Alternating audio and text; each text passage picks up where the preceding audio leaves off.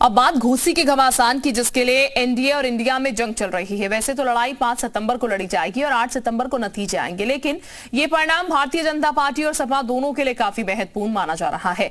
दरअसल इस परिणाम के जरिए दोनों ही दल अपनी ताकत का प्रदर्शन करेंगे। ऐसे में घोसी उपचुनाव बीजेपी और सपा की राजनीतिक पकड़ का विषय बन गया है। इसीलिए दोनों ही दलों ने योद्धाओं को उतारने के अलावा जीत के लिए जान की बाजी लगा दी है। एक दूसरे पर तीखे तीखे हमले शुरू कर दिए हैं। इस बीच कौन सी पार्टी इस उपचुनाव में किसके साथ खड़ी है, साफ हो गया है।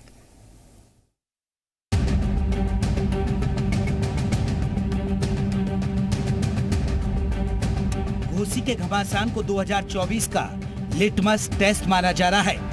इस उपचुनाव में दोनों गठबंधन एनडीए और इंडिया आमने सामने हैं। कौन किसके साथ खड़ा है, पिक्चर क्लियर हो चुकी है, क्योंकि चुनाव में ज्यादा वक्त नहीं है। सपा के साथ मुख्तार अंसारी का परिवार खड़ा है, क्योंकि मुख्तार का भतीजा सपा कैंडिडेट के लिए खुलकर प्रचार कर रहा है। अपना दल कमेरावादी और कांग्रेस ने चिट्ठी लिखकर अपना समर्थन सपा को दिया है। वहीं उपचुनाव की इस जंग में बीजेपी के साथ सुहेलदेव भारतीय समाज पार्टी, अपना दल एस और निषाद पार्टी है। एनडीए के घटक दलों ने घोसी सीट पर जीत के लिए पूरी ताकत झोंक दी है। निषाद पार्टी के अध्यक्ष डॉक्टर संजय निषाद और सुहेलदेव भारतीय समाज पार्टी के अध्यक्ष ओपी राजभर की लगातार सभाएं चल रही हैं। इनके अलावा बीजेपी के कई दिग्गज घोसी उपचुनाव के लिए राजनीतिक मैदान में उतर चुके हैं। ये 2024 का ये संविधान है, ये 2024 का भी है, 27 का भी है और जनमानस की आवाज है, भाजपा के पक्ष में है, कमल के पक्ष में है और मुझे पूर्ण विश्वास है कि घोसी में कमल खिलेगा। साइकिल पंचर थी, पंचर करने का काम फिर से जनता करेगी और सपा अस्त होता हुआ सूर्य।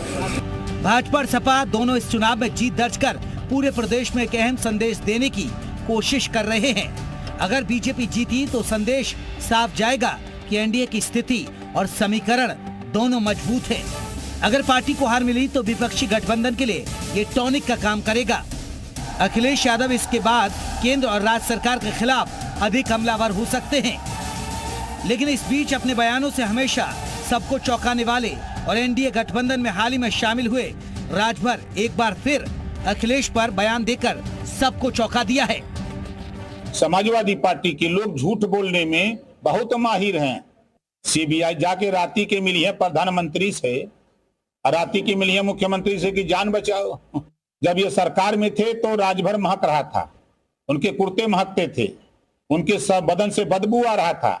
जब पुलिस की भर्ती होती थी तब न राजभर दिखाई देता था, न चौहान बिंद केवट मल्ला पाल प्रजापति कुमार धोबी दरकार नहीं दिखाई देता था। भारतीय जनता पार्टी का असली जो बहुत समाजवादी पार्टी का लोग कि Bahujan Samaj party B team है तो ओम प्रकाश राजभर का कौन कि भाजपा का बी टीम समाजवादी पार्टी है, सिद्ध कर देते। कैसे हो? राती के चोरी से गुलदस्ता लेके जाना योगी की है अखिलेश जी। ये राजभर की हमलावर स्ट्रेटेजी हो सकती है, लेकिन सपा ने भी राजभर के खिलाफ हमलों की तोप खोल रखी है। ये लोग जब दिल्ली और भारतीय जनता पार्टी के बड़े नेताओं से मिलते हैं तो वहाँ क्या करते हैं? अपने केवल किसी भी अपने समाज के बड़े नेताओं को नहीं वहाँ मिलाने ले जाते हैं, तब अपने 2 बेटों और फिर वहाँ पर दलाली काम करते हैं। केवल दलाली का ही काम करते हैं, ठगाई का काम तो करते हैं। घोसी के उपचुनाव में जिसकी जीत होगी 2024 की जंग के लिए उसे एक माइलेज मिलेगा। अब देखना होगा कि 8 सितंबर को नतीजे क्या आते हैं। ब्यूरो रिपोर्ट, जी मीडिया।